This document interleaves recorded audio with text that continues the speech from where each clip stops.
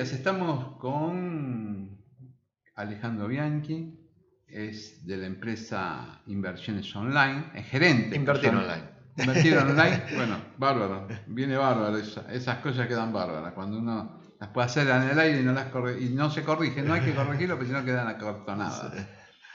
Y por supuesto, estás en un año electoral, ¿no? Entonces ustedes deben medir un poco lo que puede pasar en esta cancha barrosa que es las elecciones, donde aparecen fórmulas y fórmulas que pueden favorecer a uno o a otro, y eso vos decís que con esa forma también se puede ganar dinero.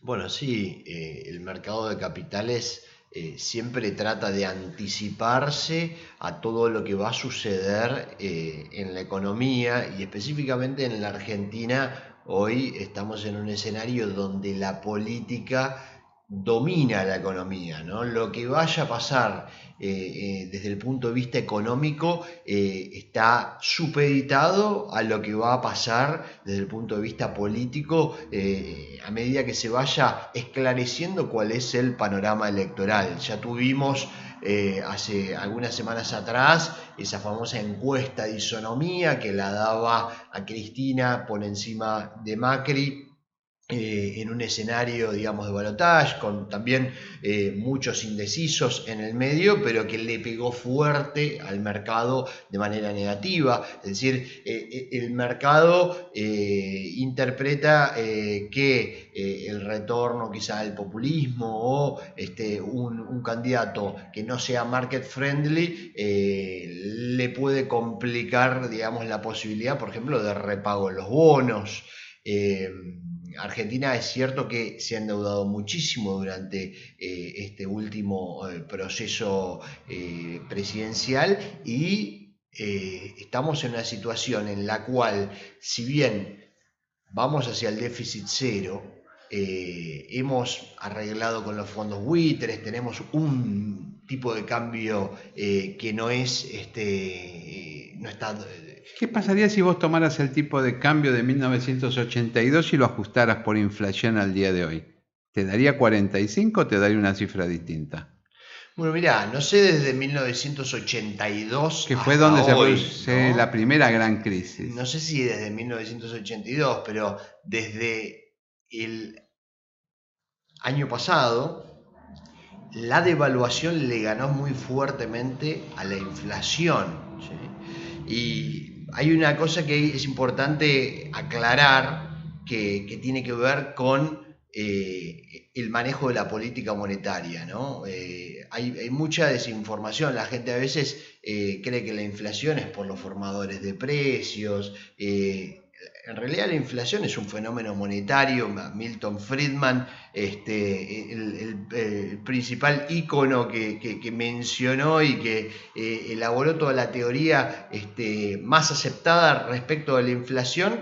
Y hoy en la Argentina se está yendo hacia un programa monetario en el cual, por lo menos hasta ahora, desde febrero, se ha anunciado que, y hasta diciembre, no se va a imprimir más.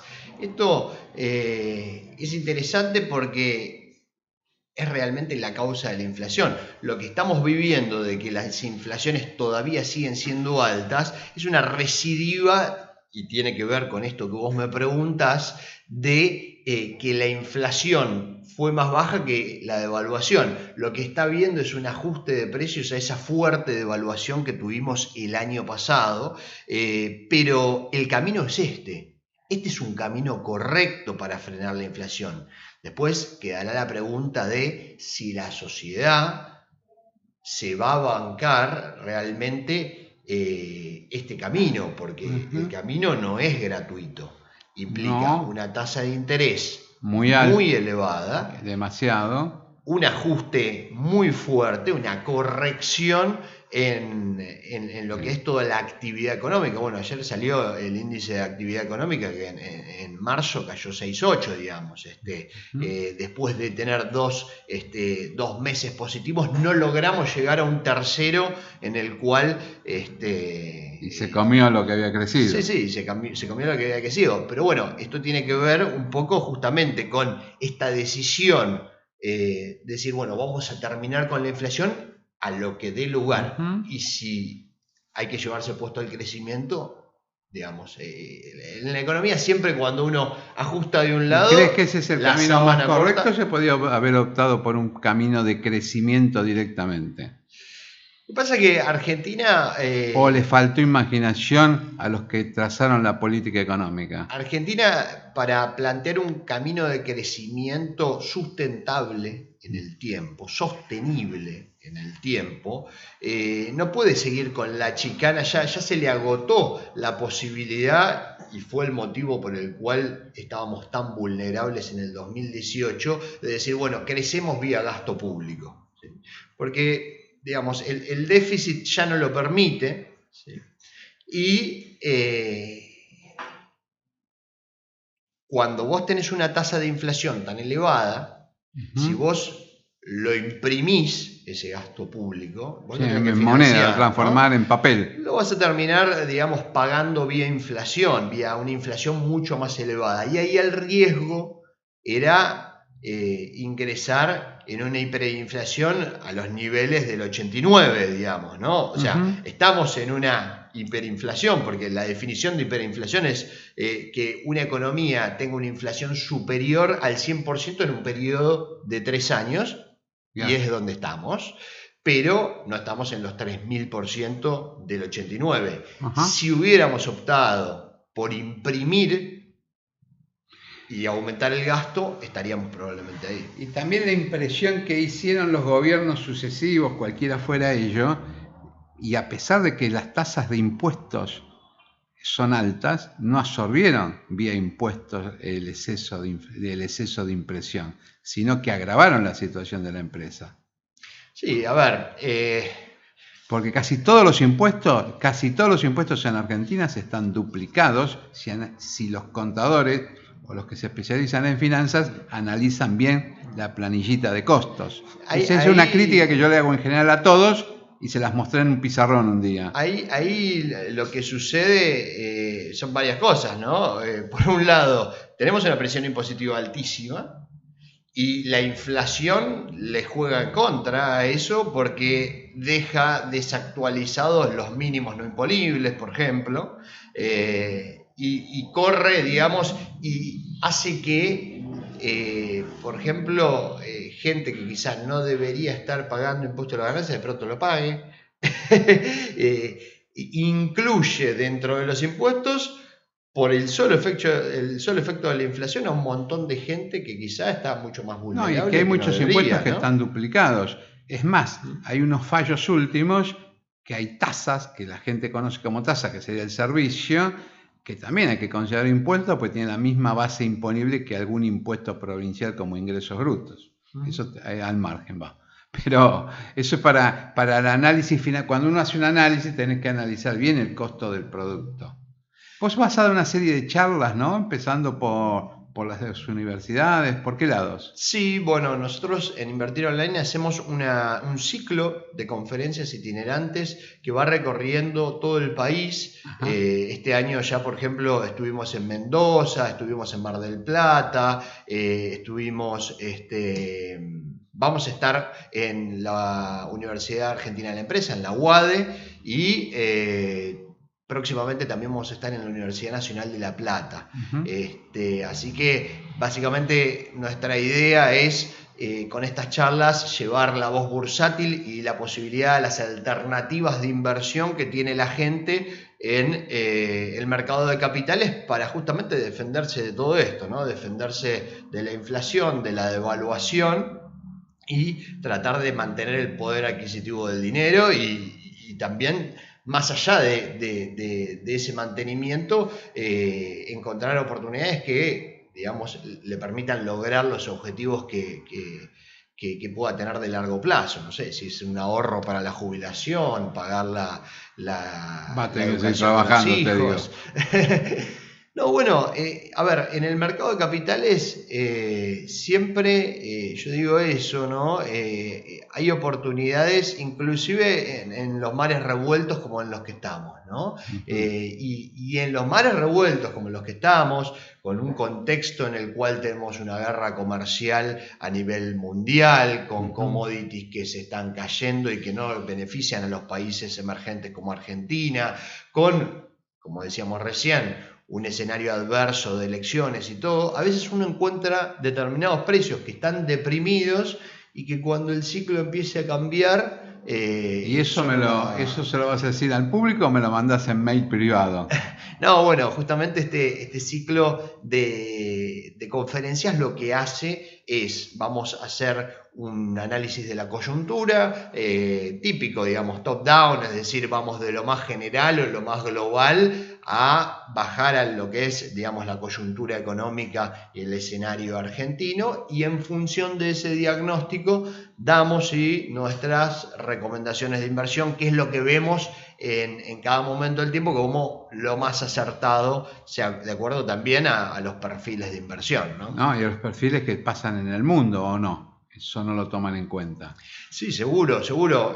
Básicamente parte el análisis de analizar, por ejemplo, dónde está parada hoy la Reserva Federal en los Estados Unidos. Tuvimos un año 2018 que sorprendió a muchos porque la Reserva Federal aceleró la suba de tasas de interés. Eso generó una salida de dinero de los mercados emergentes hacia los Estados Unidos y justamente Argentina, un país que dentro de todos los emergentes era el más vulnerable, fue el más castigado, ¿no? Ahora el escenario es distinto. Estados Unidos intensificó su guerra comercial con China. Esto ha generado pronósticos de menor crecimiento a nivel mundial.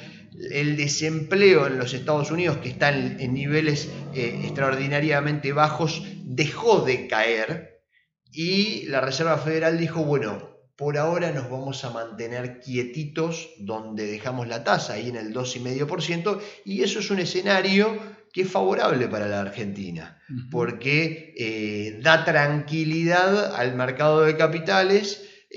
Más allá de la guerra comercial que genera ruidos y ha generado una caída recientemente en el índice S&P 500, el principal índice de los Estados Unidos, que la tasa se mantenga fija da cierta tranquilidad. Cuando uno mira cómo está la deuda de los países de Latinoamérica, Argentina hoy está desacoplada de todos. Dice que más deuda tiene con respecto a su Producto Bruto Interno, sí. Sí, el problema de Argentina es que tiene un porcentaje de deuda quizá más alto que otros países que está emitida en dólares. Entonces, quizás Brasil puede estar un poco más arriba, pero tiene mucha deuda en reales. Entonces, es ahí, como que la pueden manejar mejor. Sí, y además, la parte que tiene en deuda, si uno la compara no contra el PBI, sino contra el nivel de reservas que tiene el Banco Central. ¿Sí? El Banco Central argentino tiene un nivel de reservas que quedó muy debilitado después del gobierno anterior, se recompuso durante este gobierno, pero son reservas que no son genuinas. Las reservas son genuinas cuando uno exporta y esos dólares entran porque se vendió un producto al exterior. Nosotros lo que hemos hecho para recibir estas reservas es emitir una deuda. Exacto. Entonces, en algún momento esa deuda vence y esas reservas hay que devolverlas. O sea que tengo una caja contra obligaciones a pagar. En su momento hice un cálculo respecto de cuánto es lo que hay genuino en las reservas y no sé si lo querés escuchar, pero son más o menos 400 millones de dólares nada más. Sobre 67.000 millones que tenemos en reservas actualmente, ¿no? Es decir, prácticamente la mayoría son swaps, depósitos de la gente y deuda con el Fondo Monetario Internacional. O sea que estás en una situación financiera compleja, te diría casi de convocatoria de una empresa de acreedores. A ver, ningún país hace el rollover de su deuda. Si nosotros agarráramos hoy un país como Estados Unidos, ¿no? Que uno dice, bueno, no, va a pagar la deuda porque es Estados Unidos, un país hegemónico, tiene, digamos, bomba atómica, tiene poder militar, tiene instituciones centenarias, la va a pagar. Ahora, si nosotros le dijéramos a Estados Unidos, la tenés que pagar toda mañana, no hay posibilidad de hacer rollover, es decir, de volver a emitir para pagar lo que se vence. Tiene la posibilidad, la única posibilidad es emitiendo dólares, y eso implicaría una devaluación fenomenal del dólar. Mandándote la sexta flota. Claro, bueno, entonces, ese es el tema que me parece hay que entender en Argentina, ¿no? Argentina llegó a un punto en el cual tiene un endeudamiento sobre PBI superior al 80%, donde ya no tiene más crédito, ¿sí? Y donde si no hace, digamos, este ajuste para estar en equilibrio, no hay nadie más que le preste. El que prestó de última instancia ahora es el Fondo Monetario Internacional, y el problema es que hay que devolvérsela a partir del 2023 al Fondo Monetario Internacional. O renovarla. Y ahí es un poco lo que volvemos al escenario político, ¿no? Según el candidato, habrá que ver cuál es la decisión del Fondo Monetario respecto del rollover de esa deuda y de la extensión de los plazos. Creo que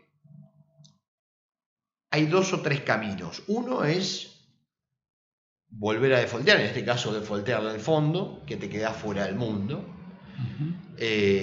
Ojalá no lleguemos a ese escenario.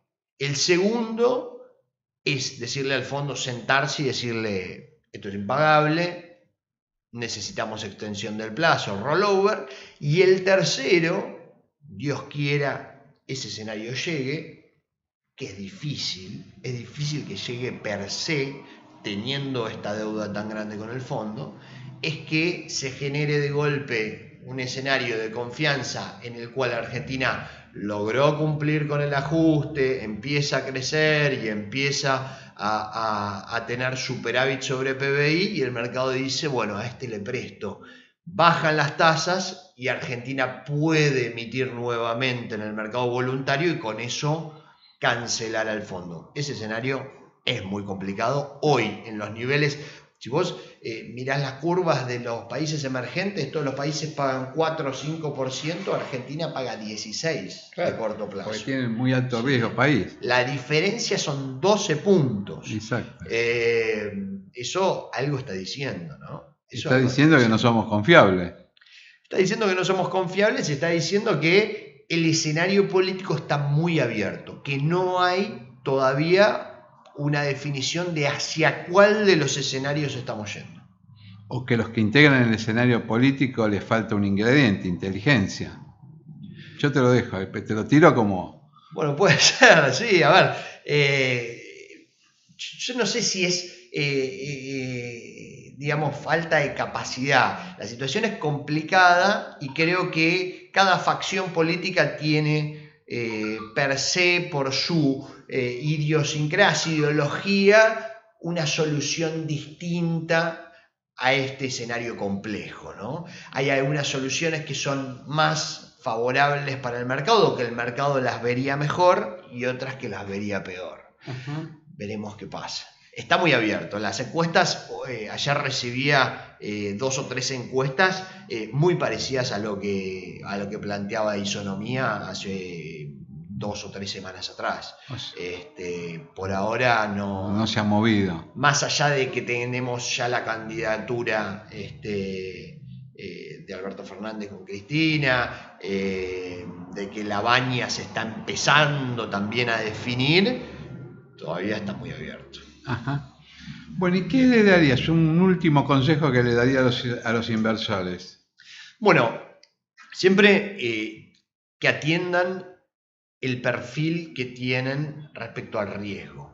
Eso muchas veces queda relegado. El inversor a veces se obnubila pensando en la rentabilidad y dice, uy, qué bueno, un bono que rinde el 16% en dólares de Argentina, voy y me tiro de cabeza. Pará, mirá el riesgo. Claro. ¿no? El riesgo es el escenario todavía está abierto. Ajá. ¿Vas a entrar ahí?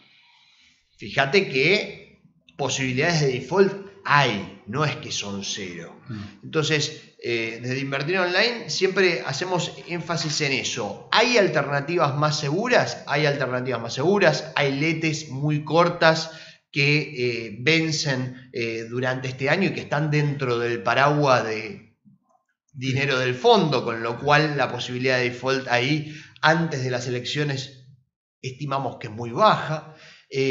Para aquellos inversores agresivos, las inversiones en acciones, hoy hay muchas acciones que están deprimidas por esta situación de incertidumbre, de alta volatilidad. El Merval está 65% en dólares más abajo que el pico de febrero del año pasado. Habría que jugarle algunos dolaritos ahí. Eso es un factor interesante a tener en cuenta, porque generalmente cuando uno mira la historia del Merval, en esos niveles de corrección generalmente se han alcanzado los pisos, salvo en el 2001, ¿no?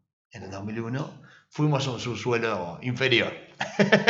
Quizá era el que correspondía. Bueno, habrá que analizar la historia. Y por supuesto las finanzas y la economía van de la mano de la historia y de la política.